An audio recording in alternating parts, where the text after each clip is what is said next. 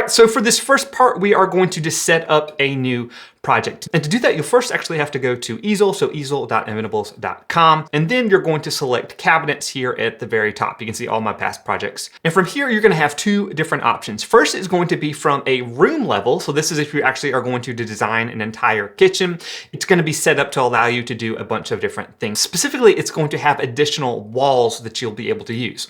So you can see this is kind of like a top-down view of your kitchen. We've got a studio kitchen right here, and then we have an L-shaped, U-shaped galley, and then like a peninsula or even an empty room. But you can also just create a single cabinet if you want to do that as well. If you scroll down here, you can see the different cabinet options that we've got. And we've actually done previous videos where we designed just a single cabinet if you want to check that out. But in our case, we will be making an entire kitchen, and our kitchen is going to be L-shaped. And the demo kitchen we do in part 2 is actually going to be an L-shaped kitchen. So we're going to open that project up just so you can see what it looks like inside. And we are greeted with Cabinet Maker.